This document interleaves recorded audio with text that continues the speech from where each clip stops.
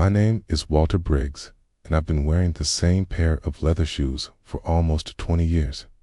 Not because I'm poor, not because I can't afford better, but because they were a gift from my late wife, Ruth, on our 40th anniversary. I've resold them 4 times, cleaned them with care, worn them to weddings, funerals, and quiet mornings on the porch. They're more than shoes to me, they're memory, but I'll never forget the night those memories were stepped on by my own family. Before we continue, please subscribe to the channel and let us know where you're listening from in the comments. It really helps us out. It was my grandson Caleb's engagement party. Big, loud, expensive. Rented ballroom, catered buffet, a jazz trio, even valet parking. My daughter Linda, Caleb's mother, had planned the whole thing. She's always liked to impress, even if it meant spending money she didn't have. I showed up in a charcoal gray suit Ruth had once picked for me, and of course, low shoes. As I walked in, I noticed the looks. Linda barely smiled when she hugged me. Caleb nodded at me from across the room like I was someone's accountant. I sat alone most of the evening, till I heard the laughter. Linda was standing with a few relatives and her husband, Harold. Caleb was beside them. I heard my name. Then, Harold's voice.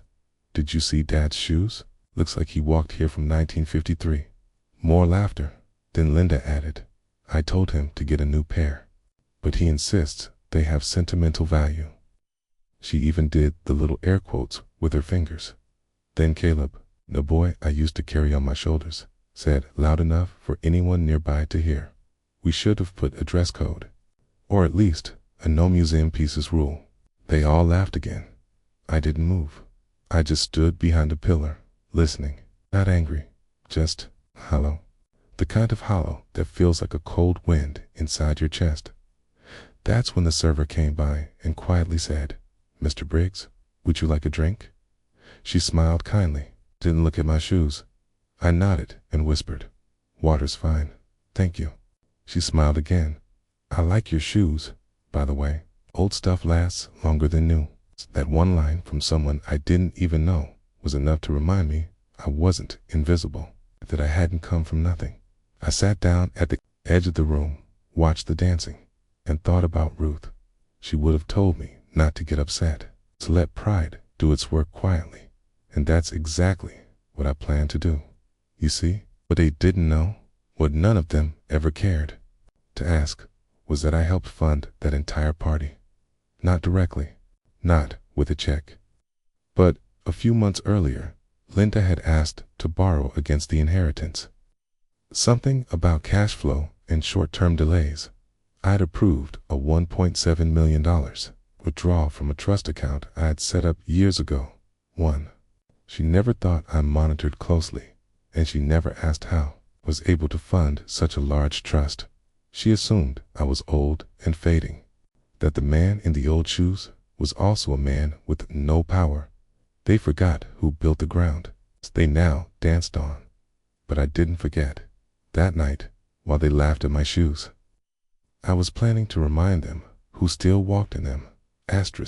2 weeks after the engagement party, I asked Linda and Caleb to lunch, not at a fancy restaurant, just a quiet booth at Carter's Diner, where I used to take Caleb for pancakes when he was a boy.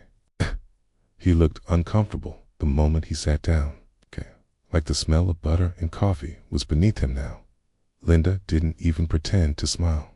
"What's this about, Dad?" she asked, stirring her tea without looking at me. "I've got errands. We don't have all day." I nodded. I pulled out an envelope and set it gently between us. Caleb leaned forward, curious. Linda didn't touch it. "Is this about the trust money?" she asked. "Because that's already spent. And legally, you signed off." I took a slow sip of coffee. "It's not about that," I said calmly. "It's about what happens next." Linda finally opened the envelope. Inside was a notarized document, the revocation of her inheritance and the immediate transfer of my $1.7 million investment portfolio to someone else. Her eyes narrowed. "What is this? You're changing your will. Already changed, I said. The money's been reassigned. It's to someone who still sees me, not someone who mocks me behind my back. Caleb frowned. Wait, you mean like everything? You're cutting us off because of a joke? Ain't. Looked straight at him. It wasn't a joke to me. Those shoes meant something. And so did the silence from my own blood when I was being laughed at. Linda laughed bitterly. So who gets the money? Some charity? I smiled gently. No. I've transferred it to April, the server from the party. She's putting herself through nursing school while working 2 jobs. She noticed my shoes. Not to mock them, but to respect what they meant. She reminded me of your mother. Linda pushed back her chair. You're out of your mind? Maybe, I said, rising slowly. But even if I am, it's my money. It's my choice. You had your chance to be decent. You made your values clear, and I've made mine. As I left the diner, I looked down at my shoes. Still worn, still solid, just like me. 2 months later, Iru called me after receiving the funds. She cried on the phone, said she'd pay off her loans, buy a modest house for her and her younger brother, finish school without worry. She offered to pay me back someday. I told her there was nothing to repay, only to pass it forward when she could, just like Ruth and I had always believed. As for Linda and Caleb, they sent a few emails, cold, formal, legal sounding. I didn't reply. I'd said everything I needed to. Not in anger, not in a courtroom, just at a diner, with the truth. Now, I spend quiet mornings reading, sipping coffee in Ruth's old garden, and walking through town in my old shoes. Not everyone sees them, but the right people do, and that's more than enough.